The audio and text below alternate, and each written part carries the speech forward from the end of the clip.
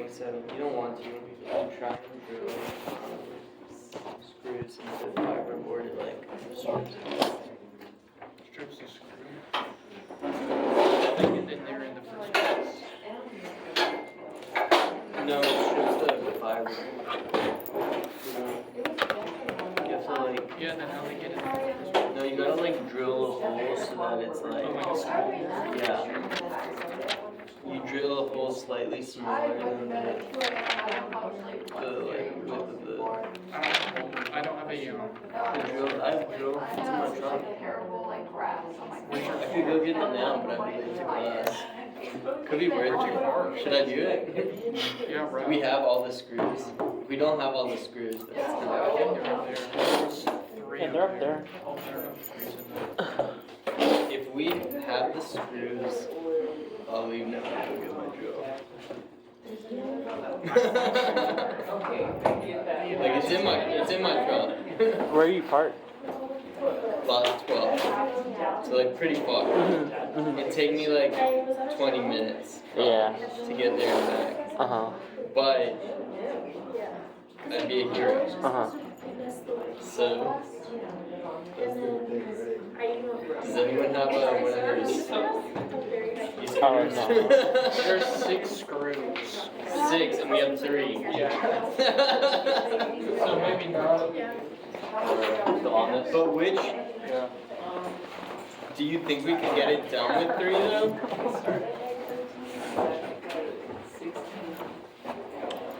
So on Wednesday, I need to come with my drill And 3 screws. He gives you extra credit for fixing it. Huh?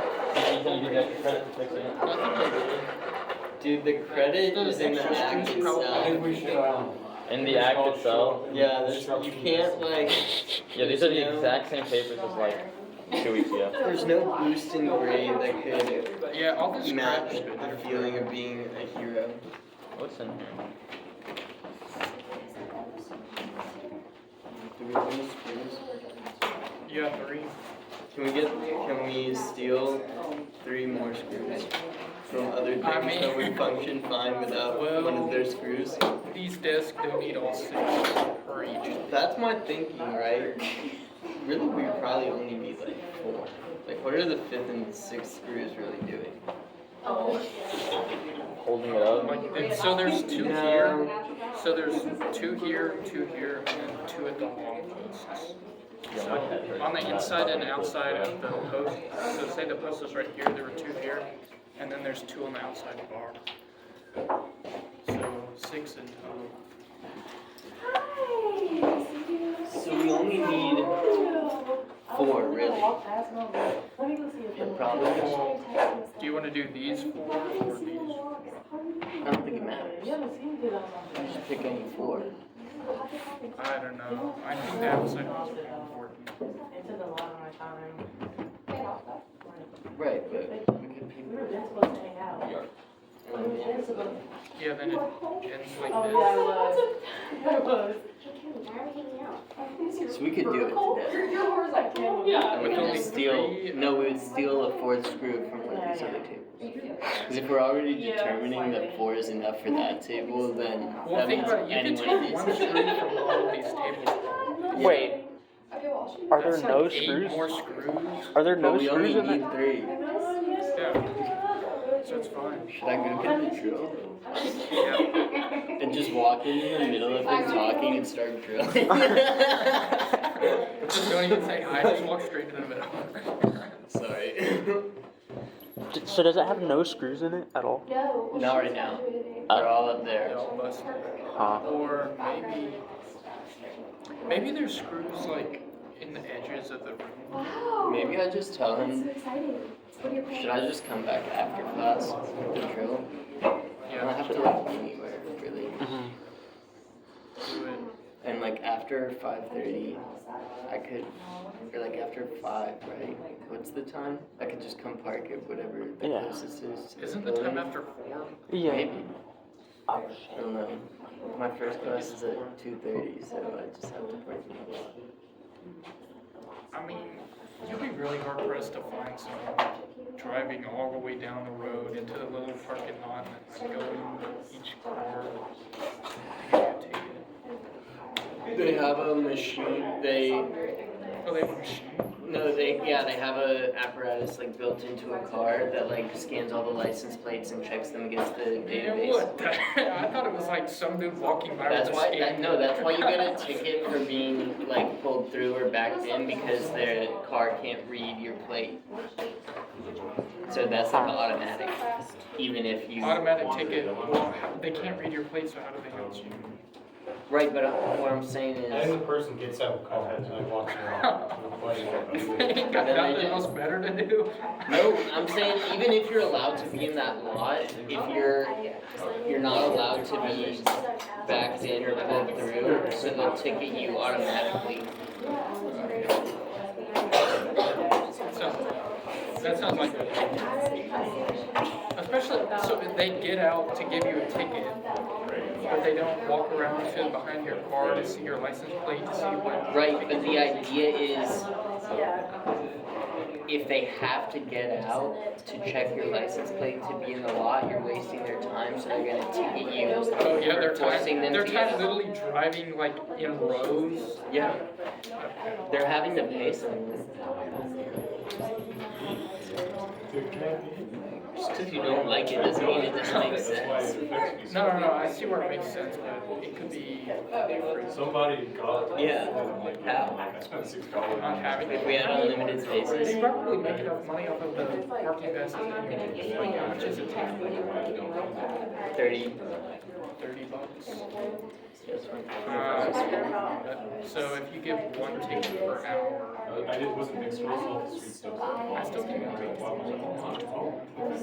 even if the person has to get out and give you a ticket. I mean, how long does that take? Like 30 seconds? I read I don't know. If you get fast at it, maybe it's just. I meant to do all of it. Probably takes you like 30 seconds just for like the process of like stopping the car, getting out safely. Hard. Well, you gotta check to make sure nobody's coming. I don't know. Imagine you're here. Yeah, You're like, what oh, I does- gotta stop to what ticket does it this take car, to- and then without assessing the safety of the situation, you just fling your door open into the oncoming car. So that's 30 seconds right there, because you also have to get back in the car, and that's like even like Unless they find space. we got a little bit of a clip of those activities. I feel like the getting in and getting out. It starts on, finals like starts on. Well, so if you get a ticket, is it a physical ticket always? It depends. If you aren't in the parking system at all, I think they would beat you, or they would write down your plate, give you a physical ticket, and then beat you the second time. The first time, but if you are in their system, they just charge it to your student account. Like the one time that I got a ticket, it went to my Student loans? no, it was like charged my parking bill, and but like if you don't pay the ticket, you like can't register for classes, or like can't graduate, or there's stuff you can't do. They have enforcement mechanisms. Like in high school, when they were like, you gotta return your books to pay your fines, or you're not gonna graduate. I mean, I had that, they still let me walk. Really? It was like, Like they let you walk, or they let you get your, they let me get my because it was under a certain amount.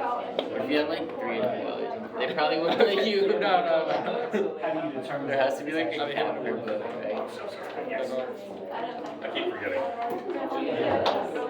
Hey Larkin. Hey, what's up? Can I ask you a question? Sure, what's up? So on Friday night, Yeah. I finished my essay Uh-huh. and I uploaded it to the Dropbox. Yeah. And I was like, great. I feel so relieved. And then the next day, I opened my computer and I hadn't pressed submit, so that's when I did that. Yeah, I also did the same thing, but I submitted it.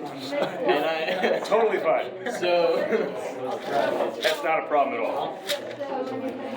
I just wanted to know if we had to get like what are they? How do they tell if you're lying but it won't work in court? Say it again? You know, like they test if you're lying, but like it doesn't work in court, so it's like what is it? The Polygraph. Yeah. Yeah, I was like, if we have to get one of those. Those things, they have been debunked so long ago. Really, they're fake? What? They're fake? They're not fake, they just don't work. Like, so you can interpret it any way you want to. I see. And they're easily beatable, so it senses stress levels basically. Right. So like if you were to put like a thumbtack in your shoe and just constantly step on it every time you give an answer, it'll be the same every time, whether you're lying or not. Ouch. Yeah. So if you wanted to beat a lie detector, here's some little life advice for you. Always keep a thumbtack in your pocket. You never know when you're gonna get arrested. And just say you'll take a polygraph, you'll ace it. Thanks, Professor. No, just if you get arrested, possession of a lethal weapon. What? Thumbtack? Yeah, if you try to. I guess if you like 10 years ago or something, and that's really, really personal questions. Like if you hooked up to a polygraph and you're like, that question, I don't know how they screened it. No, Aaron, you're like, do you dislike your husband actually? And then you have to like be honest and that's the lie detector. And you kind of like keep going. But then before they win like big, they ask a really ambiguous question like, are you a good person? And you have to like match it in. This is polygraph like inaccurate. Wow. So Wow. it's really messed up when you're ruining family relationships and then you lose all the money anyway. Yeah, that would ruin a lot of family Yeah, you should relationships. watch it. It's a great piece. Jesus Christ, that's awesome. How do you know if you're a good person if you don't know what the good is?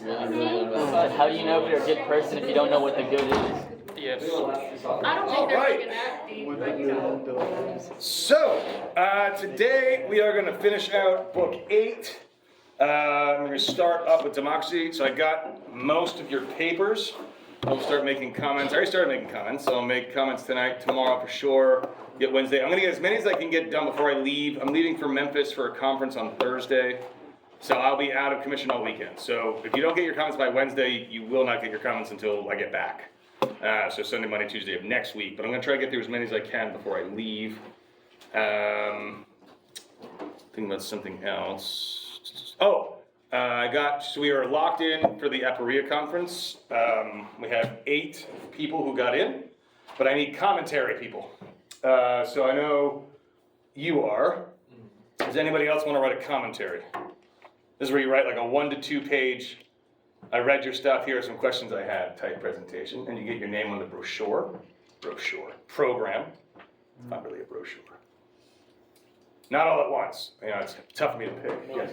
All right, cool. So if you are interested, shoot me an email, that way I have an official notice, and then we'll get you a paper that's like, I'll tell you what the topics of the various papers are, and you can kind of pick from that. Sound good? Cool? All right. Now, what did you guys think of the end of book 8, starting with democracy? Any thoughts? Oh my God, it's open. Glad it opened. I think he's just right. You think he's just right? Yeah. In what way? I don't know. Like everything he says, it just makes sense.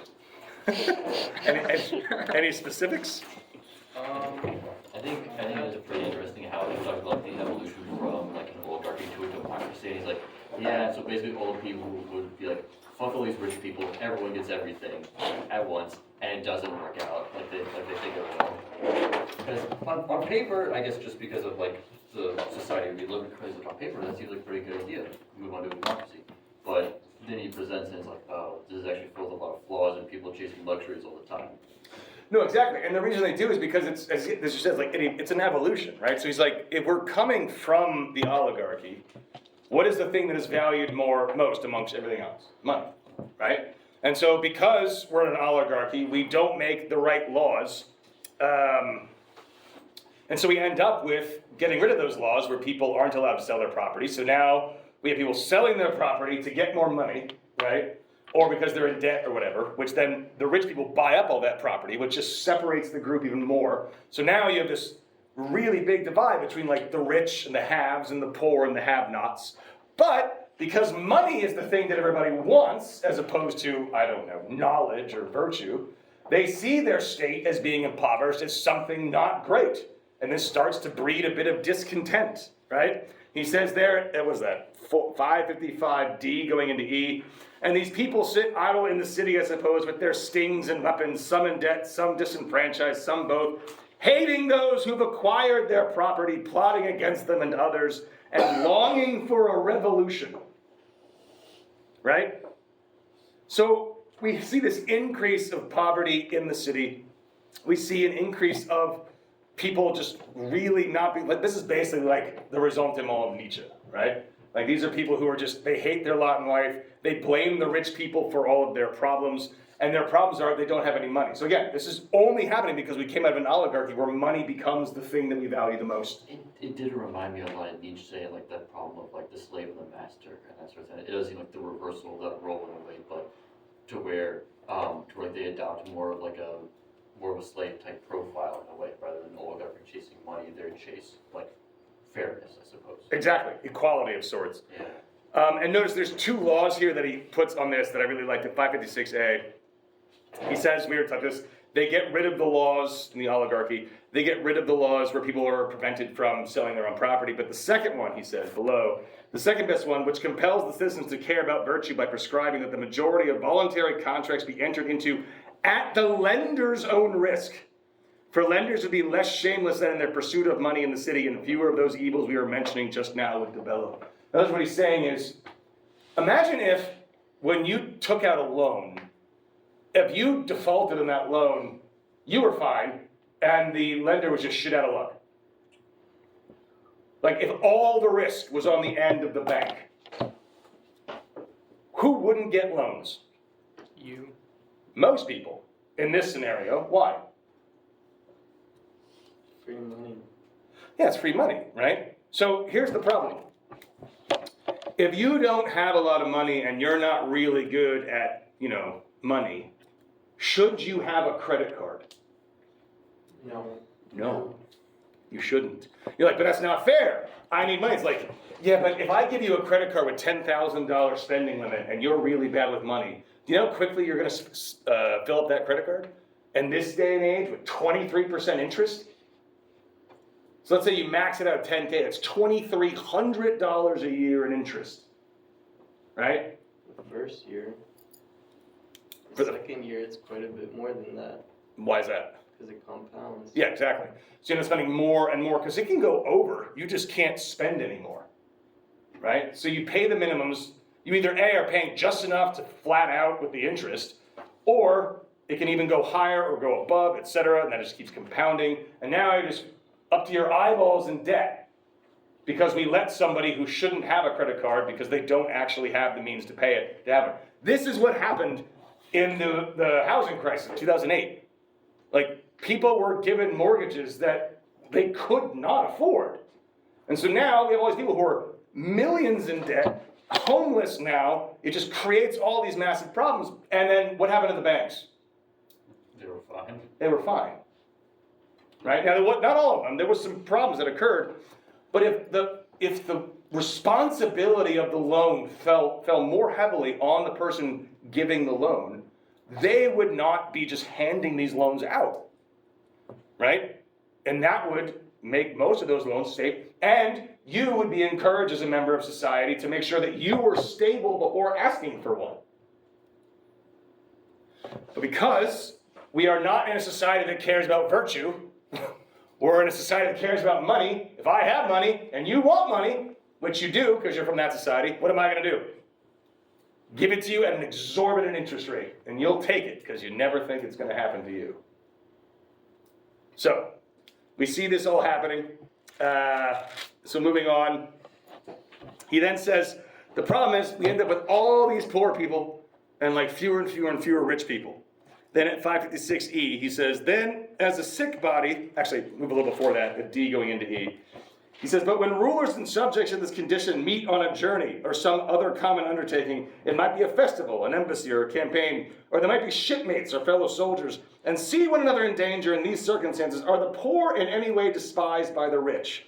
Or rather, isn't it often the case that a poor man, lean and suntanned, I don't know why that matters, but that's okay, stands in battle next to a rich man, reared in the shade and carrying a lot of excess flesh, and sees him panting and at a loss? And don't you think that he consider that that it's through the cowardice of the poor that such people are rich, and that one poor man would say to another when they meet in private, these people are at our mercy, they're good for nothing. This is how revolutions start. When the disenfranchised come together and realize that they are only maintaining or remaining in their circumstances because they're letting it happen. Do you realize how many poor people are in this country compared to how many rich people? If everyone just stormed the fucking gates, there's very little that they could do about it. And if it gets so bad that even the soldiers are on the side of the poor, they're not going to stop them. Democracies come about through revolutions. Think about all of the democracies. Think about ours. Think about France. Yeah.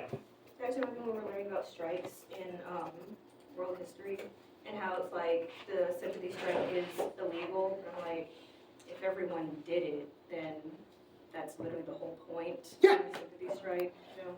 Exactly. So, there's a bunch of grad students at Boston University that are striking. And it's actually kind of a controversial strike. I don't know if you talked about this at all. So the grad students are striking because they are making $42,000 a year with free tuition, and they're striking for more money. $42,000 a year puts them at some of the highest paid grad students in the country. And a lot of people are like, that's insane because so many other grad students are making $20,000. When I was blah, blah, blah, blah, blah, blah, and arguments against it are like, that's not the point. Yeah, fine, these kids are making $42K a year and everything, but the point is the right to be able to strike, right? And also, that Boston University is adamantly not paying them. But the idea being with the revolution, you're right, it's illegal to rebel against your government. I won't do it then. Right? So, but the point is, if enough people do it, then they win. And he even says this, democracy is the victory of the poor. That is where democracy comes from. Oligarchies create a system where you have radical difference between the rich and the poor. When it gets so extreme that the majority of people are impoverished, a revolution will occur and a democracy is the result because they don't want to go back to the way it was. Their biggest fear is returning to a kind of an oligarchy where there's the haves and the have-nots. And what do they want more than anything? What do they see when they look at the oligarchs? They see them living lives of freedom. Right? They want that. They want everyone to be free. They see poverty as sort of fettering them in a way. And so here at 527B, he says, first of all then, aren't they free? What is it exactly about the democratic society we're looking at? It's a city full of freedom of speech, and doesn't everyone in that society have license to do what they want? That's what they say at any rate. And where people have this license, it's clear that each of them will arrange his own life in whatever manner pleases him. Then I suppose it's most of all in this conscience that one finds people of all varieties. And this description here is a positive statement in a way, but then it gets different when he keeps going. He says, then it looks as though this is the finest or most beautiful of the constitutions, for like a coat embroidered with every kind of ornament, this city embroidered with every kind of character type would seem to be the most beautiful, and many people probably judge it to be so, as women and children do when they see something multicolored. That's a bit of a shot, but okay. I just imagine like people going like, ooh, right? It's like, oh, come on, man. So it's a convenient place to look for this constitution. We're bringing in all kinds of ideas, and the main goal being that we want equality, right? You don't have to have any qualifications to rule. Anyone can do it, no matter where you come from. And we pride ourselves on this for a bit in America, right? That it doesn't matter what your background is. This is a government by the people, for the people, of the people. And so it doesn't matter where you come from, you can rule. It doesn't even matter what you've done in the past. We ought take no consideration into what kind of person you are, because to not let you be part of the government based upon your past actions would be stepping on your freedom. Do you guys want just anybody to rule? Do we just ignore their past? People can change. Sure they can, absolutely. But do you want that? Because a real democracy, like for instance, there's actually a big giant discussion happening, and this is actually something that I'm concerned about. I won't tell you which side of the aisle I'm on. So when you do your time in prison, depending on what your crime is, particularly if it's a felony, did you guys hear that Morgan Wallen Yes. got arrested with felony charges? I'm so fucking happy about this. That was the headlining news. So I check CNN and Fox News. I just check headlines every morning just to see, like, I figured between the two of them I can get a gauge of what actually happened. But Fox News' top headline. So CNN's like, the war rages on. You know, that's important. And then Fox News like, Morgan Wallen arrested on felony charges. I was like, yes! I hate that guy so much. He threw a chair off a third-story building in downtown Nashville, and it landed 3 feet from cops. That guy's fucked. I'm so excited. So anyway, in his mugshot, he's grinning. I'm like, oh, buddy, you don't think you're going to jail. So anyway, so if you have a felony, you get out of jail, and the idea is that you do your time, and it should be like an expunge of your record, right? But, and the reason why you would, in theory, expunge someone's record is because people tend to, like with hiring practices. Let's say you were arrested for B&E, and let's say you actually did it. So you broke someone's house, you stole some stuff, went to jail for 2 or 3 years, and then you go to apply for some jobs, and the people who are looking to hire you can see on your record that you've been arrested for breaking and entering, and you did some time. Do those people typically hire that person or someone who didn't do that? That's what I did. Right, and we consider that to be unfair. We're like, well, they did their time, in theory, right? They paid for it, shouldn't be held accountable. So the other argument on the other side would say, we should just expunge people's records. If they do their time for the crime that they commit, we should erase their records, they're starting clean. What could go wrong with that? Some people don't change. Yeah, so like, what if someone wanted to be, I don't know, a kindergarten teacher, and it wasn't B&E that they got arrested for? Wouldn't we want to know what they did? So we can't have it both ways, right? But in a democracy where freedom's everything, if we see there's a practice that's limiting someone from achieving something they want to do, we can't. So we have to say it doesn't matter. Plato's pointing out here, right? You can do this if you want to. We don't do this. In this one passage at 558b, he said, and what about the city's tolerance? Isn't it so completely lacking in small-mindedness that it utterly despises the things we took so seriously when we were founding our city? Namely, that unless someone had transcendent natural gifts, he'd never become good unless he played the right games and followed a fine way of life from early childhood. Isn't it magnificent the way it tramples all this underfoot by giving no thought to what someone was doing before he entered public life, and by honoring him if only he tells them that he wishes the majority well? Does this sound smack of sarcasm a little bit? He's like, look, in a democracy, because a democracy came from an oligarchy, and because a democracy is one of the people who are poor, right? Things that were considered high culture of importance, these lofty ideals of societies before, don't only not get taught anymore, but they're sort of looked upon with disdain, right? If you are liberal, how do you feel about conservative ideals? This guy did. Well, what kind of liberal? That's a good point. What do you mean, divide them for me? Because there's like liberal, like in American political discourse, and then there's like liberalism, like the European ideology. Let's say American discourse. Bad. Right. Yeah.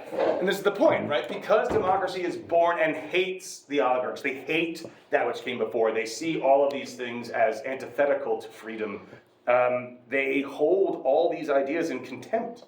But the problem is they don't even understand these ideas, because at this point, we are we're 3 steps removed from when those ideals were taught properly in the first place, right? That anything associated with the past is going to be condemned, trampled on, pushed aside. And now we're that much farther away from teaching virtue properly. So yes, now we have our minds pointed on freedom.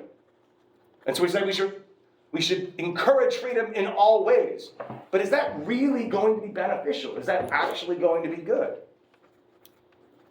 What is freedom worth?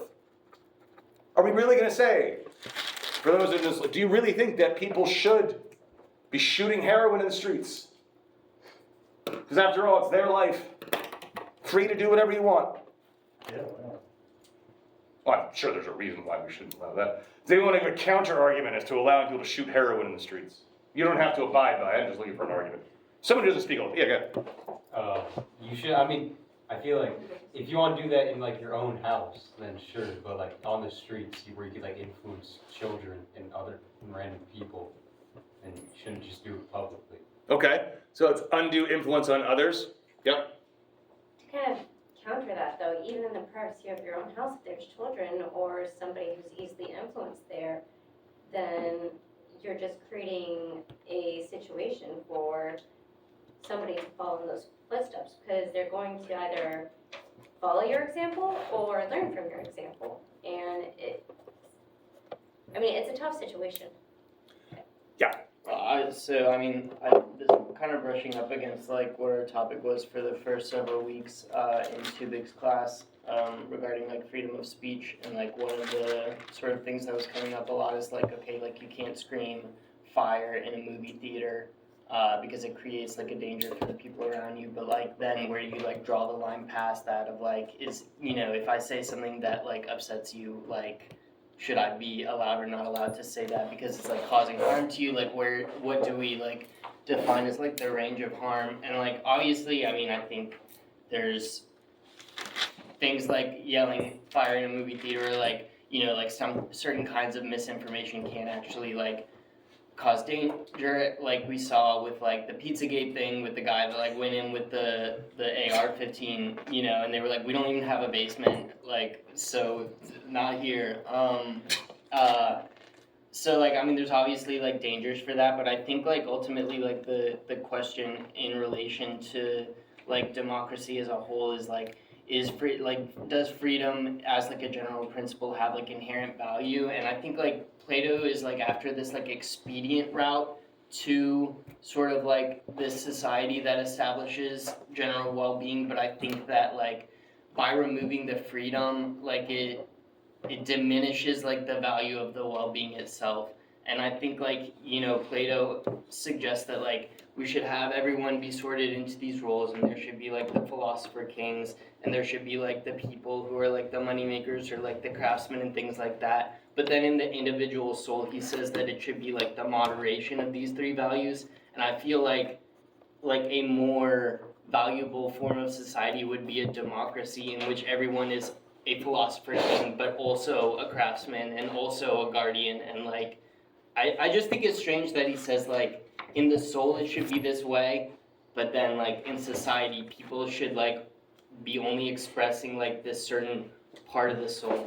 And I feel like all of these problems that he's describing, he's like saying that like, oh well, this would be a problem if like the craftsmen and the money makers, you know, and their goals were like to take it over. And it's like, well, yes, but like you're saying one thing like earlier in the book, but then you're describing all of these problems with like this pessimistic outlook, and not like with regard to how you think that the individual should act justly, and with the goal of like, if all of these people acted justly, then a democracy like wouldn't be a problem, right? Yeah, he would say, well, it would be a problem for a different reason, and just that it would be sort of like inefficient. But like inefficient to like what end? Well, to go back to what you're saying, like just pick that first thing up first, where you said like within the individual person, you've got all 3 parts, right? And the truly just person, as we're gonna see, is the person who's like rational side is sort of leading the way and using the spirited side to control the appetites, but the appetites are fueling all of it, so it's all kind of working together. And you're right that there's sort of individual components when we take that model to the city, where we have the 3 parts of the city, but they're composed of individual people. So yes, I see what you're saying in that it seems like he's saying we should all be balanced and then we also get thrown into this one category. But he's looking not for the happiness of the individual, do you remember, right? He's saying the role of the constitution of any given city is to provide stability and functionality for the city as a whole. And so it's not one particular group that we're trying to make happy, and that's what's happening with a democracy, right? Where you have these people who are valuing freedom above all other things, and freedom, Plato is going to have an interesting take on, right? So what does it mean to actually be free? Because here, if you look a little further here at 559, he's talking about how there's different kinds of pleasures. And if we're free, we can, chase or pursue all of the different pleasures. But if we don't have the education in place to understand, and then he means this from an early age, right? He says here at B and to C, what about the desire that goes beyond most of these? These he's referring to just previously, like, our needs that we have or desires we have that are like necessary, like eating, right? Like water. And seeks other sorts of foods that most people can get rid of if it's restrained and educated while they're young, and that's harmful both to the body and to the reason and moderation of the soul. Would it rightly be called these kinds of pleasures unnecessary, right? And so he's like, this world is filled with all these unnecessary pleasures and desires, and if freedom is the main thing that we're driving for, then the person is going to engage in these pleasures and engage in these freedoms because they can, right? And because they're not guided by virtue, they're not going to stop themselves, and they're going to develop like really, really bad habits, and they're going to push farther and farther and farther and farther and farther. The best example I can think of is the way he describes the distinction between like a pleasure like hunger or like an addiction versus knowledge. So I think I mentioned this in class where it's like, imagine you have a jar that you have to fill up and like there's a hole in the bottom. And so I'm trying to fill it with sand, and the more I move, like more sand is falling out. So basically I end up with an empty jar and I gotta fill it up again tomorrow, right? He's like, every time you push farther into this, you just need more and more. You guys have all probably known someone who probably drinks more than they should, right? Or even you, if you've had alcohol before, or I don't know, pick your psychotropic substance. When you first start doing a substance, how much of it do you need? Only a little. Only a little. And then you keep doing it, how much do you need? Much more than you can afford. Depends on the piggy bank, but actually probably more than you can afford to live a good life though, for sure, right? And so we need to continuously draw more and more, and our desires get greater and greater, and the problem is the very freedom that we desire so much leads us into slavery. We become a slave to our desires. We become a slave to the pleasure we seek because we don't have the proper education and teachers in place in the city to prevent us from falling victim to this. If we give free rein to people to guide themselves without the proper education, this is what we end up with. People do not know the difference between good and bad pleasures. They don't see the problem. They see freedom. And we hear these arguments all the time. It's like, I should be free to do heroin. Why? Why should you be free to do heroin? Like, why should anyone be free to do meth in the streets? Why is that a good thing? And especially if the very thing that you're doing, this is what Plato's going to be arguing, the very thing you were doing is robbing you of the very freedom that you claim to value so much that you want to shoot meth. Don't you guys see the problem with that, right? The only way that you can think absolute raw freedom is good is if you aren't educated enough to realize that that pursuit is going to lead to the enslavement of yourself to your pursuit of pleasure.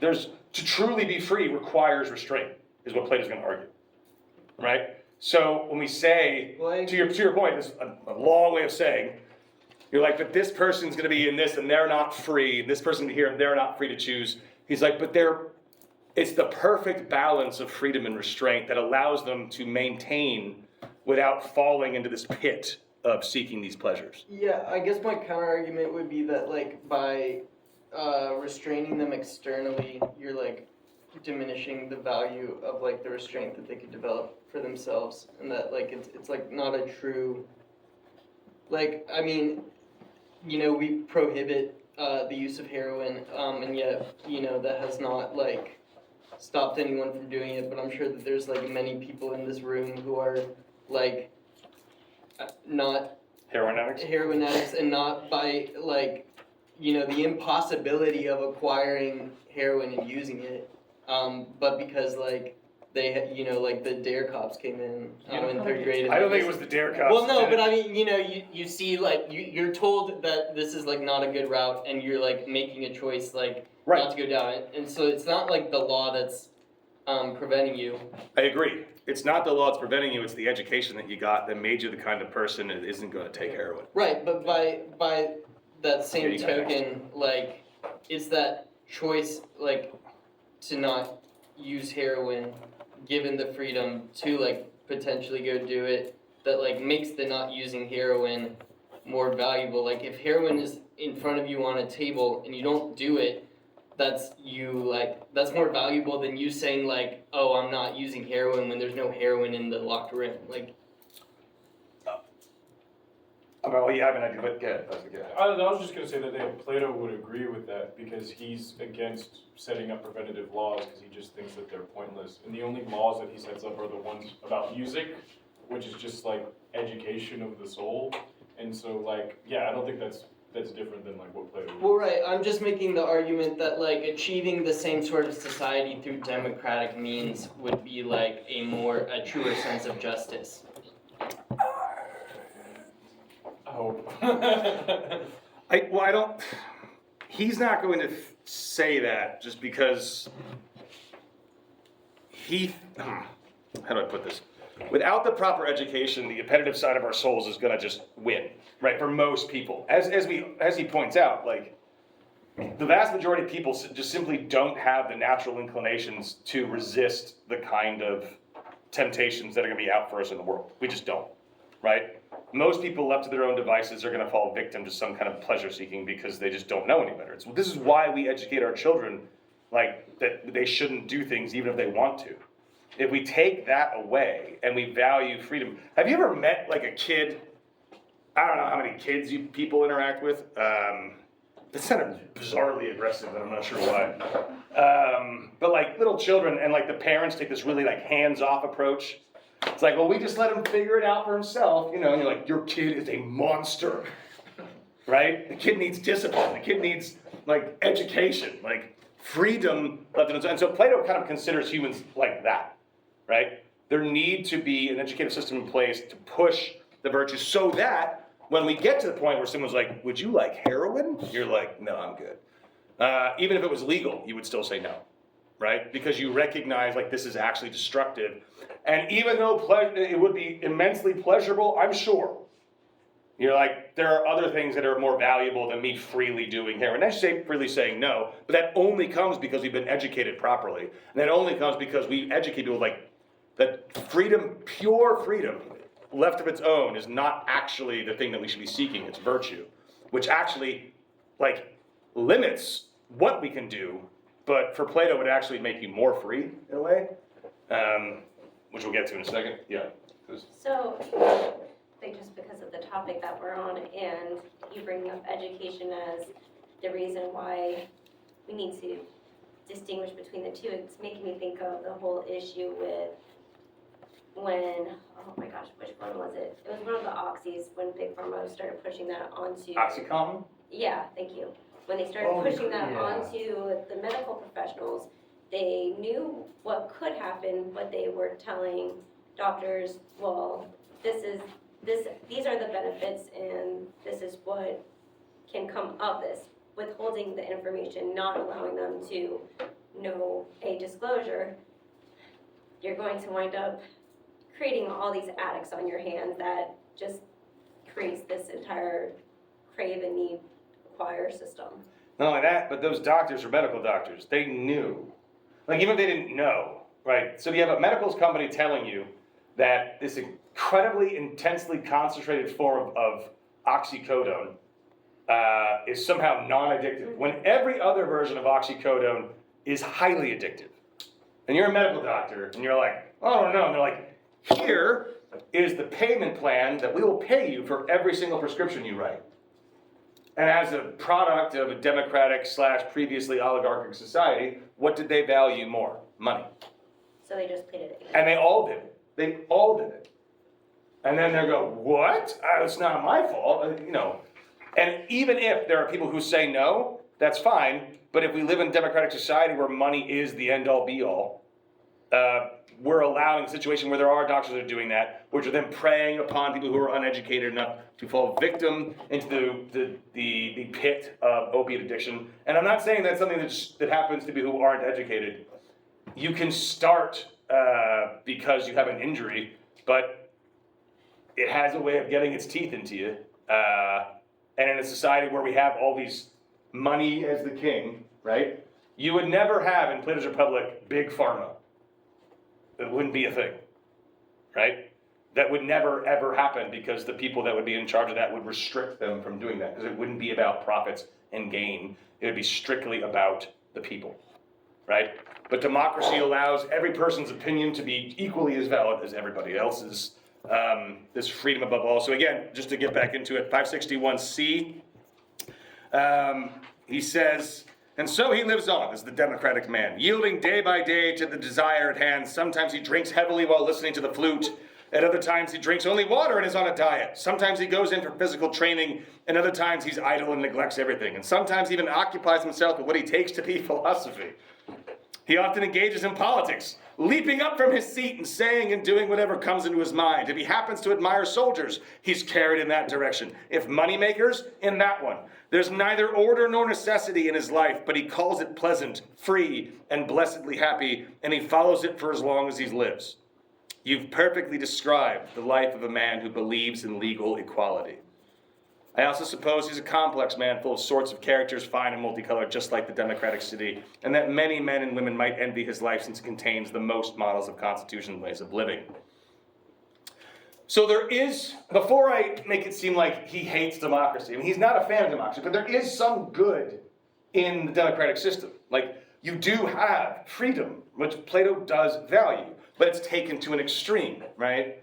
And you do have, unlike other societies, you do have a place where people's voices can be heard. And everyone, if it's a proper democracy, everyone's voice matters, right? That is something that Plato is, maybe there's problems that come along with it because they're not educated, but in theory, it's not necessarily a bad idea to have this variety, at least the way that he's describing it.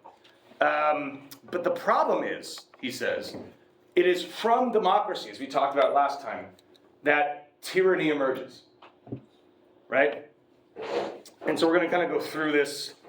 I'm just going to read some lines here. He says, so then how does tyranny come into being? That's a 562. He says it evolves from democracy, the same way it evolves from an oligarchy to democracy. Its insatiable desire for wealth and its neglect for other things for the sake of money making is what's destroyed. And here, he says, so that's oligarchy, right? He said, and isn't democracy's insatiable desire for what it defines as the good also what destroys it? What do you think it defines as the good? So this is at 562c. Freedom. Surely you'd hear a democratic city say this is the finest thing it has, so that as a result is the only city worth living in for someone who is by nature free. Then, as I was about to say, doesn't the insatiable desire for freedom and the neglect for all other things change this constitution and put it in need of a dictatorship? In what way? I suppose that when a democratic city, a thirst for freedom, happens to get bad cupbearers for its leaders, so that it gets drunk by drinking more than it should of the unmixed wine of freedom. So just a real quick note on that. The Greeks would mix, so like real wine, think about like wine concentrate. Like the wine that we have today is diluted with a lot of water. Like real wine would be like taking shots. It'd be like really high out, it's really crude. And so people who drink, Socrates was known for like drinking this before it was mixed properly, just like taking down huge gulps of it, and they're like, and it doesn't taste good, by the way. So he's saying, the unmixed wine of freedom then, unless the rulers are very pliable and provide plenty of that freedom, they are punished by the city and accused of being oligarchs. That happened today. We're in a democracy, in theory, right? Where we value freedom above all other things. And what are we afraid of, whichever side of the aisle you're on? What is everybody screaming that the government politicians are trying to do? Trample on our freedoms, you oligarchs.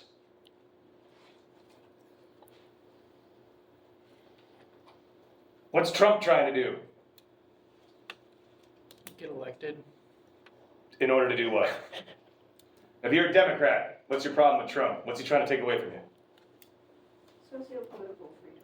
Social-political freedoms. And if you're a Republican, Biden's taking away your freedom to not get involved in certain things, to not pay money towards organizations. Right? Taking away your freedom to say whatever you goddamn well like to. Can't even say Merry Christmas anymore. Someone actually said that to me back in like, whatever it was, like 2015. I was like, sure you can, man. Merry Christmas. And he was like, I don't know. Take it back. Take it back now. So, we keep going. It insults those who obey the rulers as willing slaves and good-for-nothings, and praises and honors, both in public and in private, rulers who behave like subjects and subjects who behave like rulers. And isn't it inevitable that freedom should go to all lengths in such a city? It makes its way into private households, and in the end breeds anarchy among the animals. What do you mean? I mean that a father accustoms himself to behave like a child and fear his son, while the son behaves like a father, feeling neither shame nor fear from his parents in order to be free. A resident alien or foreign visitor is made equal to a citizen, and he is their equal. This is what happens. It does. And so do other little things. A teacher in such a community is afraid of his students and flatters them, while the students despise their teachers and tutors. And in general, the young imitate their elders and compete with them in word and deed, while the old stoop to the level of the young and are full of display and pleasantry, imitating the young for fear of appearing disagreeable and authoritarian.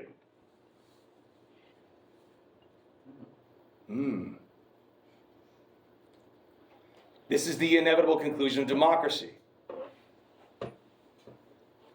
People are so afraid, ever so slowly, of the mob. The mob starts determining, like, you power-hungry person, you're an oligarch, and what do? You bend the knee. Teachers are afraid of their students. Give you a bad grade, they report you for, I don't know what, give you a bad review.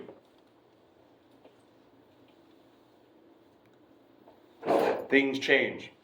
The utmost freedom for the majority is reached in such a city when bought slaves, both male and female, are no less free than those who bought them. Talks about animals. Apparently animals in a democratic city have no concern for people in the road and just bump into them all the time. I thought that was a metaphor. Yeah, it is. People become too sensitive. Right? Do you notice how all these things together make the citizen's souls so sensitive? This is at 463D into E. Do you notice how things that make people so sensitive that if anyone puts upon himself the least degree of slavery, they become angry and cannot endure it. And in the end, as you know, they take no notice of the laws, whether written or unwritten, in order to avoid having any master at all. This, then, is the fine, impetuous origins from which tyranny seems to evolve.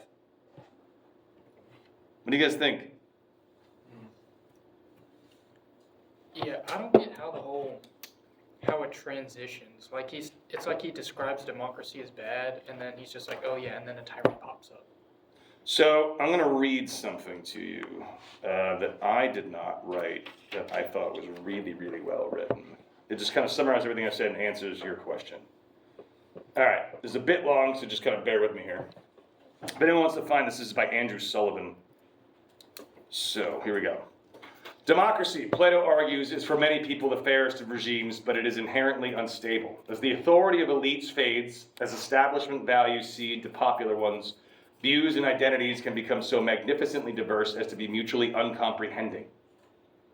Right? So we have views, political views that are being held by people, and they do not understand what the words are that other side is saying. They can't comprehend why anyone would believe the things they believe, but in a democracy, we say all these things. And when all the barriers to equality, formal and informal, have been removed, when everyone is equal, when elites are despised, and full license is established to do whatever one wants, you would arrive at what might be called late-stage democracy. There is no kowtowing to authority here, let alone to political experience or expertise. The very rich come under attack, as inequality becomes increasingly intolerable. Patriarchy is also dismantled. family hierarchies are inverted. Quote, a father habituates himself, we just read that one where students, teachers fear their students, etc. Animals are regarded as equal to humans. The rich mingle freely with the poor in the streets to try to blend in. The foreigner is equal to the citizen. And it is when a democracy has ripened as fully as this, Plato argues, that a would-be tyrant will seize his moment. He is usually of the elite, but has a nature in tune with the time, given over to random pleasures and whims, feasting on plenty of food and sex, and reveling in the non-judgment that is democracy's civil religion.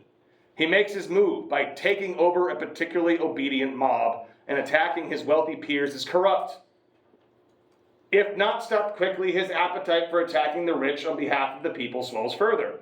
He is a traitor to his class, and soon, to his elite enemies, shorn of popular legitimacy, find a way to appease him or are forced to flee. Eventually, he stands alone, promising to cut through the paralysis of democratic incoherence.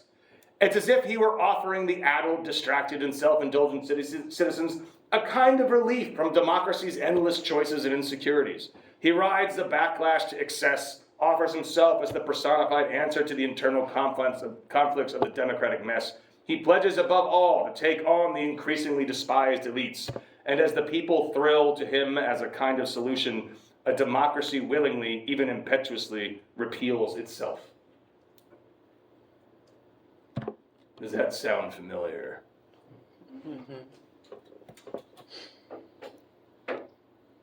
It's kind of like looking in a mirror. So that's how. Politicians will arise, and this has happened, right? I'm not saying there's anything happening now, currently, at all. I'm not saying that's happening.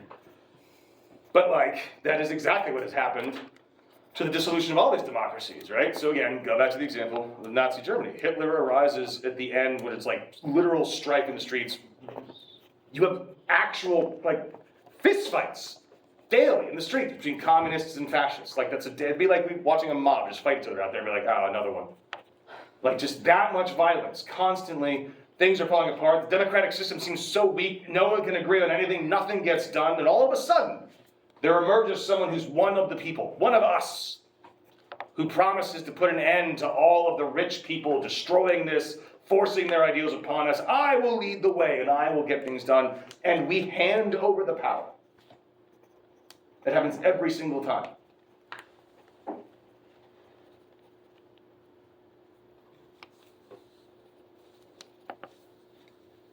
Yeah.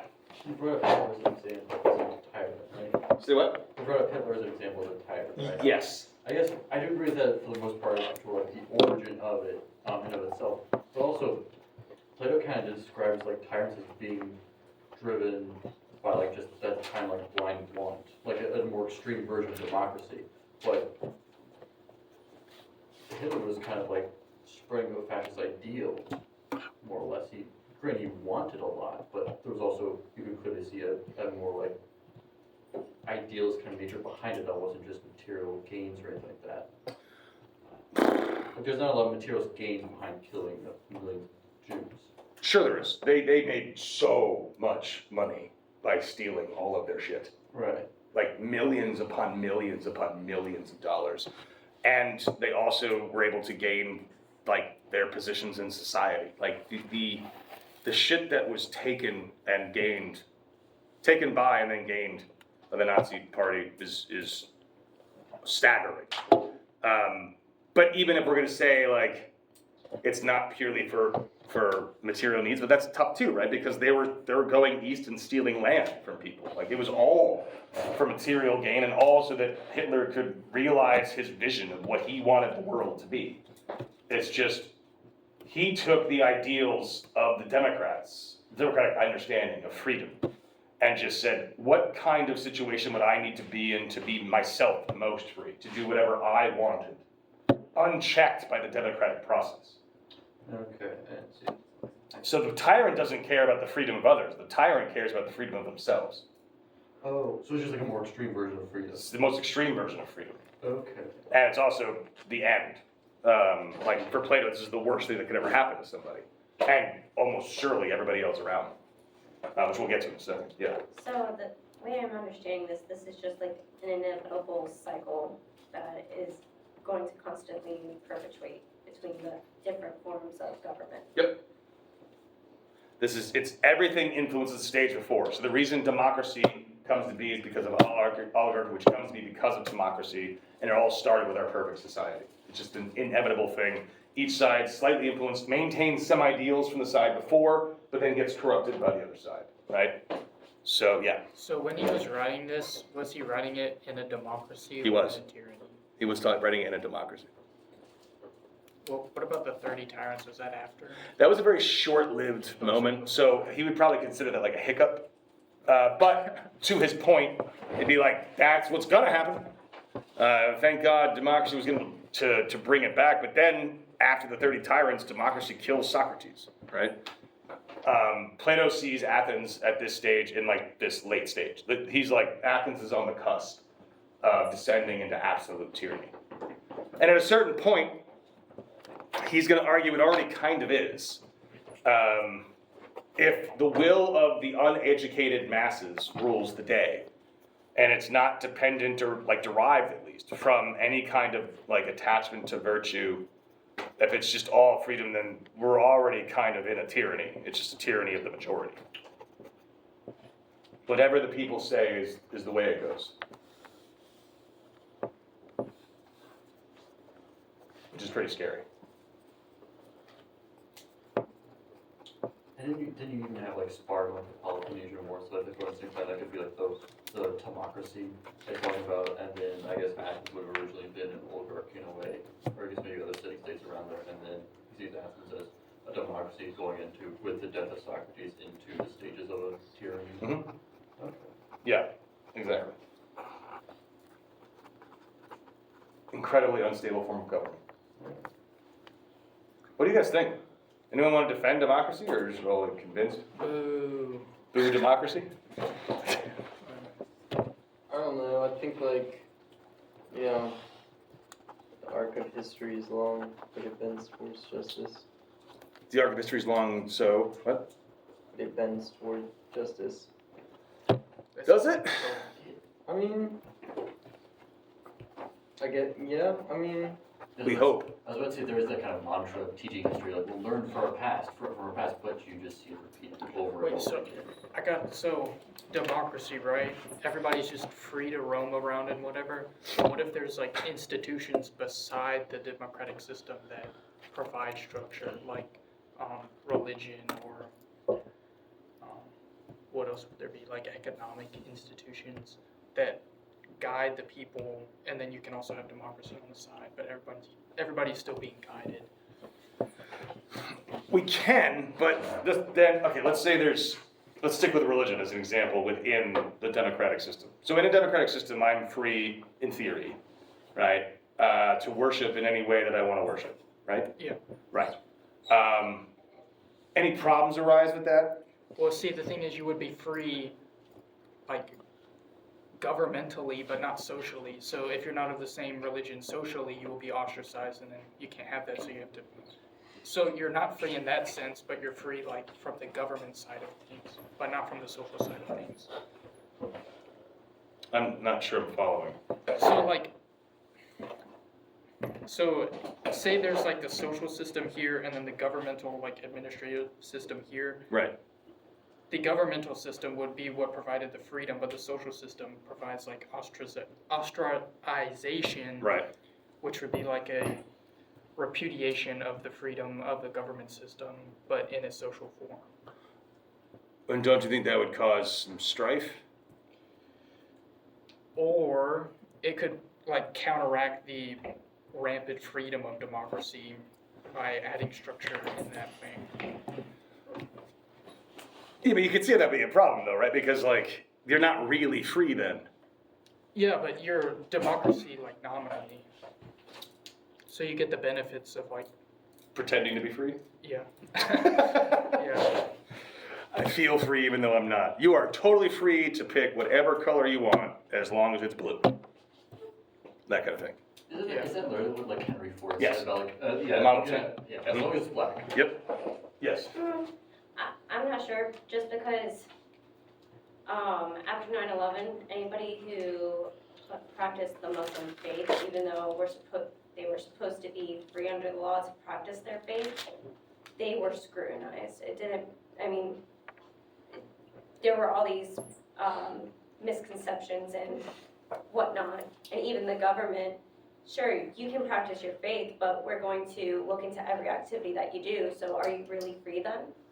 Right, and not only that, as you said, the thing that latch onto is the misconceptions, right? So fear becomes a major driving force, right? So if I don't really understand what's going on and I'm fed things by, and Plato worries about this too, in the absence of a group of people like the Guardians, that is filled with charlatans, fear-mongers, people who are craving power, flatterers, as he's going to cause them. So if I can gain political power by creating a threat, I'm going to do that. And people are going to unify behind that threat. In fact, he says when the tyrant's actually in power, one of the main things they do is find a way to start a war. Find an enemy. If I can find a common enemy, I can keep people united. This is why, for the Nazis, the Jews as a common enemy was a very useful thing to have. I can blame the Jews for literally everything that's going wrong in your life, and I'm going to explain how, even though it's complete bullshit. Right? But if you aren't educated yourself, you will fall victim to it. And this happens a lot. Yeah. Yeah, I suppose it just feels like he strawmans democracy a bit.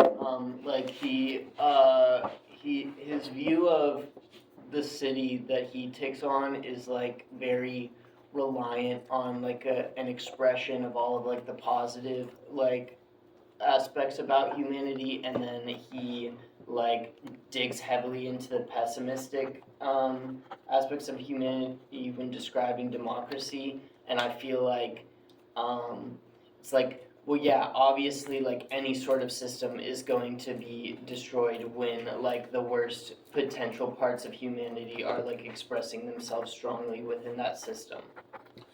But, okay, that's fine. But that doesn't like his description of democracy as like being entrenched with those things does not, like, in my opinion,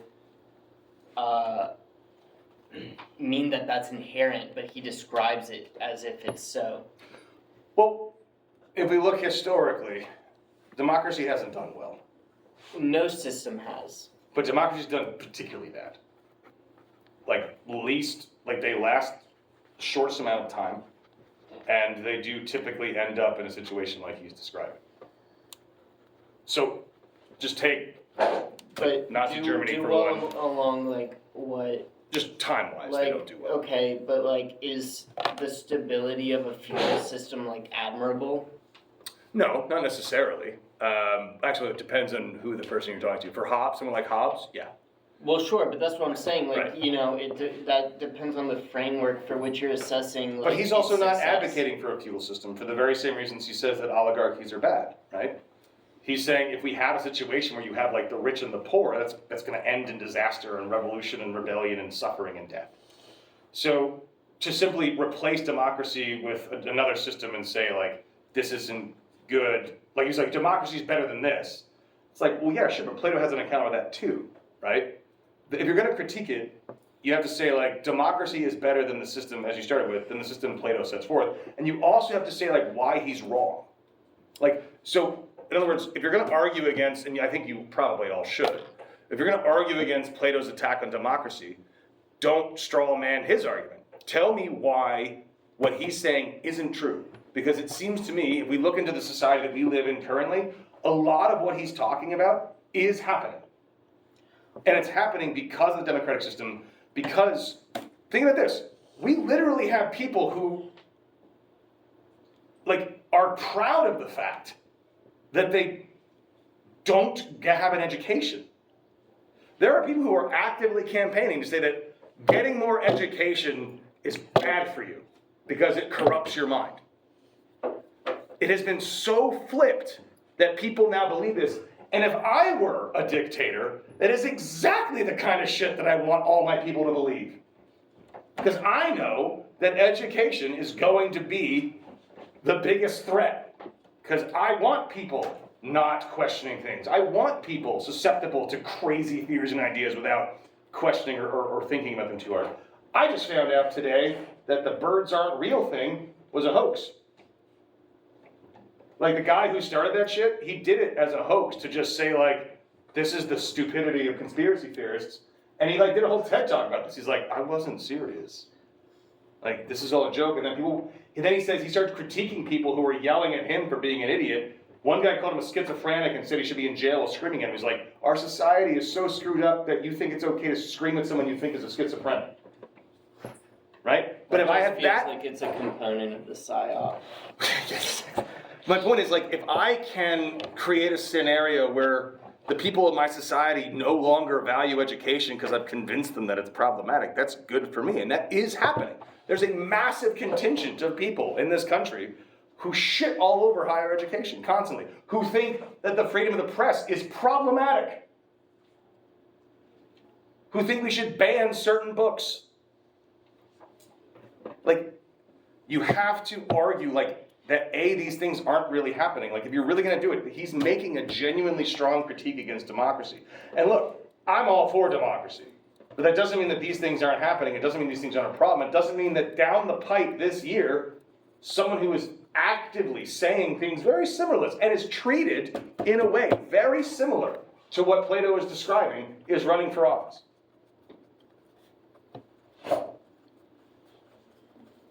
There is current talk right now of abolishing the 22nd Amendment. For sure it's the 22nd. A president shall only run for 2 terms. Now, it won't be abolished because you'd have to get a massive majority in both houses. Like, it's incredibly difficult to repeal an amendment. But the fact that that's even being discussed would mean that there's a contingent of people who believe that if a candidate is the will of the people this person be elected, that we should not have term limits for the president. That is the antithesis of this. So he's making a case that's saying, like, look, it seems like when these things start happening in society, we're paving the road to dictatorship. And so if you're going to say, like, well, democracy is worth it, even if this can happen, that's one way to argue it. Or you can say, like, he is sort of, maybe not straw manning, but maybe catastrophizing, I think, right? Might be a good way to do it. And there are ways to defend against Plato's attacks on democracy, but like, when you do it, make sure that you're actually addressing the concerns that he's talking about, right? It's really easy to ignore things and just point to the good stuff, but that doesn't mean that he's wrong. So take it seriously, because I think he is onto something. And I think it's really, really dangerous to not see what's going on. Because a lot of people, I think, also, they think like, oh, well, it'll be fine. I think a lot of people just sort of assume that things are going to work out. Doesn't really matter. I don't know. I've been around for a while and things are getting weird. Like they're getting weird. And when you read stuff like this, you're like, that sounds really familiar. So, I see your point, I do. And I think that you're right, but I think you want to, and granted, also, there's a lot wrong with Plato's system. Like, a lot. I think it's deeply problematic. I think that like, it's limiting in pretty extreme ways that Plato doesn't really seem to notice. Maybe it's satire, maybe it's not, but this seems pretty spot on to me. So yeah, any thoughts? I know that was a bit of a rant. Yeah, Isaac. I don't know if this is like a coherent thought. Mine wasn't, so it's fine. I think that like part of the reason why it's difficult to defend this kind of democracy is that like the closest thing that I can compare it to would be like a libertarian conception of freedom. And like I don't like libertarians. I don't want a libertarian world, you know what I mean, where each person is sort of like set up as like the individual, you know what I mean, and everyone has like some plot of land, you know what I mean? And so like the democracy that I would want doesn't look like this, and is structured in ways that like I don't even know yet. So maybe for me, like I don't know. Maybe I have like a Nietzschean conception of democracy in the sense where like there's a third way that I don't know yet, but like we kind of have to like will to power it into existence in some way. That could be dangerous too. That reminded me actually of, I don't know how, but it's not going to connect, but something else I want to add to all this. What is this, 564 D into E, he says that the reason because you said there's a third way, and he says like in a democratic city there seems like there's three like parts of the theory. It doesn't line up, but that just reminded me, and I forgot to say this earlier. So he's talking here, and he says, in an oligarchy it is fierce because it's disdained, but since it's prevented from having a share in ruling, it doesn't get any exercise and doesn't become bigger. In a democracy, however, he's talking about a contingent of people. In a democracy, however, with few exceptions, this class is the dominant one. Its fiercest members do all the talking and acting, while the rest settle near the speaker's platform and buzz and refuse to tolerate the opposition of another speaker, so that under a democratic constitution, with the few exceptions I referred to before, this class manages everything. Right? So this goes back to the problems that Democracy was talking about before, that actually the Nietzschean side. So we don't really like democracy. I don't think. We talked about this. Like, I don't think that people actually like democracy. I don't think if you really genuinely care and you really, really, really believe that a certain ideology is a way to approach life and live, like a libertarian, for instance, let's take a libertarian who you said you don't like, well then, if democratically it was voted to become libertarian, I don't think that you'd be thrilled about that. Right? Exactly. So, but in a democracy, everyone's opinion and vote matters, and whoever gets the most votes, that's the thing. So like, democracy seems to be set up for its own destruction, because eventually one group is going to win. Right? And it seems like most ideologies, the ones that are at the pulpits, the ones that are speaking the loudest, what they're advocating for isn't actually a democracy, it's the eradication of it. Because a democracy, let's just say, look at fascism, right? The libertarians like actually won, they really, it doesn't seem like they want any kind of socialist talking. Right? I mean, they would have to, by their own ideology, like kind of allow you to talk about it, but like never put that into practice. So it just seems like the conflict that is inherent within democracy, and because people are given rein to then develop their ideologies, it just creates a system of strife and it's just constantly on the verge of falling apart. And this idea of like people buzzing near the platform and refusing to let anyone else speak, that's happening right now too. Like, people actively prevent people with different ideas from them from speaking in a democracy because they're saying that their ideas are anti-democratic. It's like the height of irony.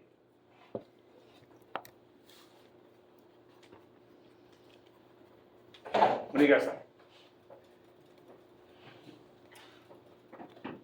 Well, if you want to have a democratic society last, you kind of have to ban those kind of ideas.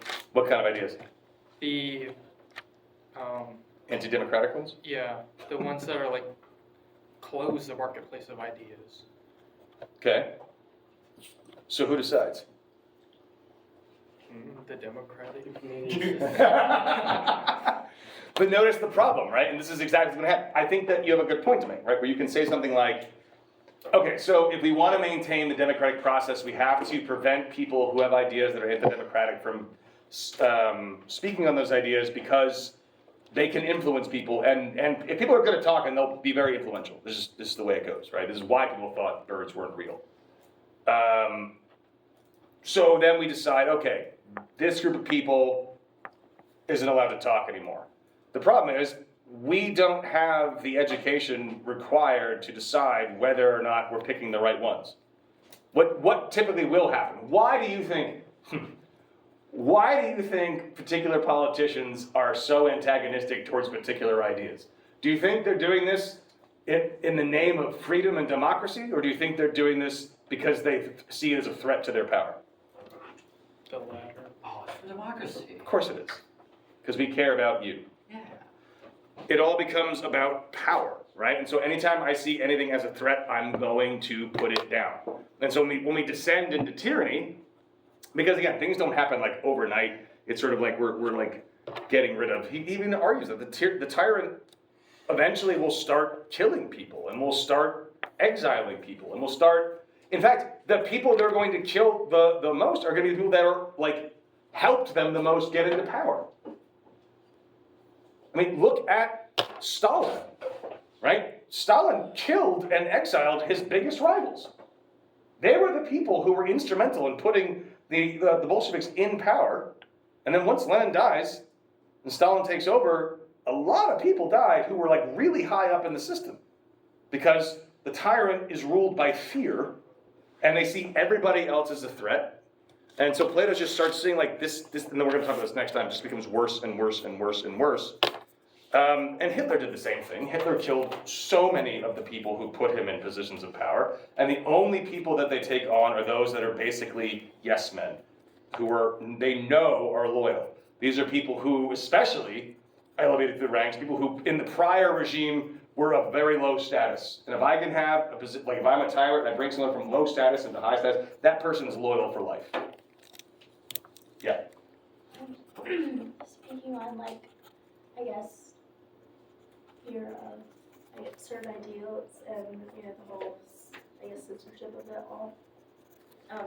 History programs in schools are like getting severely underfunded now, and a lot of history teachers are now losing their jobs because it's seen as like not important to teach anymore. So that's just a thing to think on. Recently, lots of history teachers have lost their jobs. Because history is becoming undervalued? That's horrifying. Yeah. Yikes. And philosophy is being underfunded too. I just read an article today that another school, it's a private school, is considering cutting 50 programs, amongst them all foreign languages, biology, sociology, anthropology, philosophy. And so they're basically all going to have like STEM. So we're creating drones, basically. With zero education, no critical thinking skills, no way to fight back, no way to see the threat.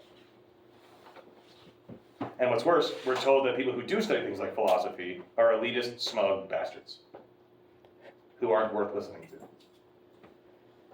What better way to control people? All I'm saying is tell me that's not what's happening right now. I think we should only have business school. We should what? Start our own business school? We should only have business school. We should only have business school. Oh man. Better start learning business ethics.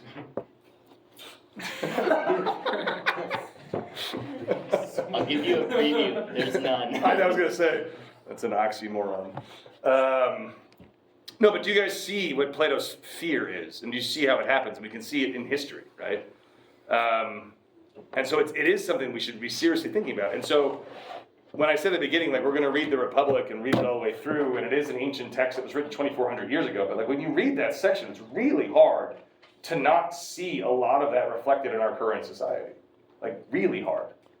And that should scare us, because the Athenian democracy did not last much longer after this. It did not. Who took over? Alexander. The Great, but he kind of just conquered everything because he could. Yeah. What does Plato suggest? The aristocracy. The aristocracy, Callipolis. The thing. Like from democracy, he just says, oh, we can just get there. Oh, no. No. He basically says even if we were able to start the aristocracy properly, first of all, it's like almost seemingly impossible. Even if we were, it can't last. This is basically, remember, this started with the perfect city. Like even if we did it, it's just a matter of time before it descends into a tyranny, which will collapse in upon itself. So eventually the tyranny will collapse, and then from the ashes, people try to get back to an aristocracy, and it just all starts over again. Because the tyrant will die. The tyrant, we'll get to that next time. He talks about like the tyrant himself and how this is.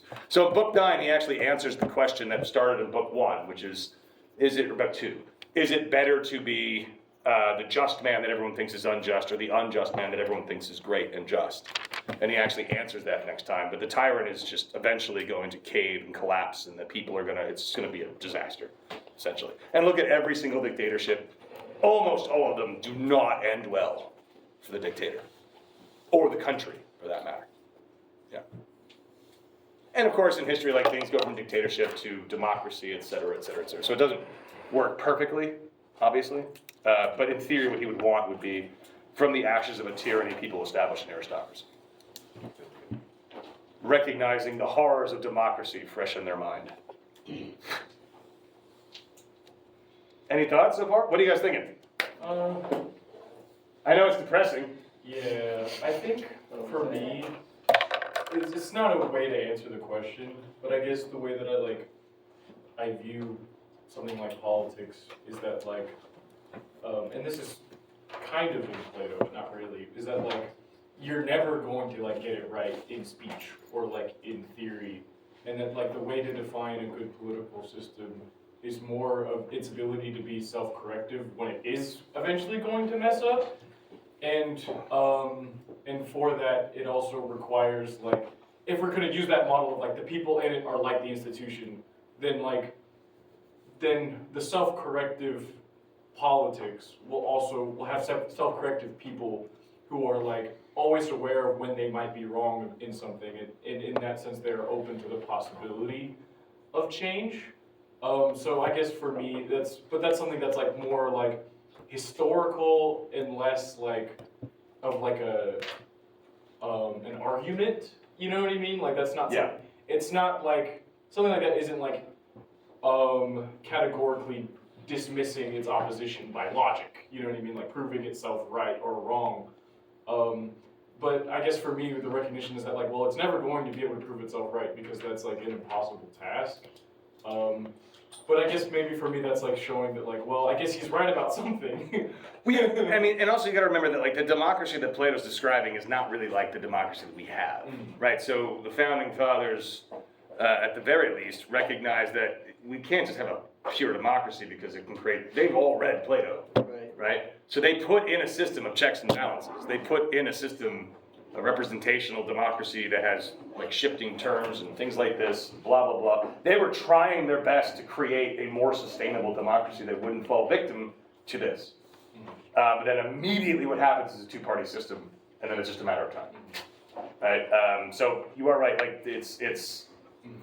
it is self-correcting in a way, but it can still, as we're seeing, it can still fall victim to itself. Yeah. I read a book Dr. Wallace gave me. Adorno has a categorical imperative, his own categorical imperative. But it's a specifically historical one. And it's a negative one in the sense where it's not giving this is what you should be doing. It's avoid the inhuman, which is a specific reference to the concentration camps. Yep. His only imperative for humanity is that don't let it happen again. Resist fascism. And he doesn't tell us how. You know what I mean? But maybe that's what a political project has to be, is figure out ways to make sure you're not recreating that. No, exactly. And in fact, you mentioned Nietzsche earlier. So whenever what's Nietzsche pushing for, right, as far as what's the value of it, I think he may not be able to give us an absolute this is the right way to go, but he's really, really good at definitely not this. Right? He's I don't know what the right thing is, and there's an objective way to look at it. But I know for sure Christianity ain't it because of all these problems. And I know for sure the master versions ain't it because of all these problems. So I think the negative approach to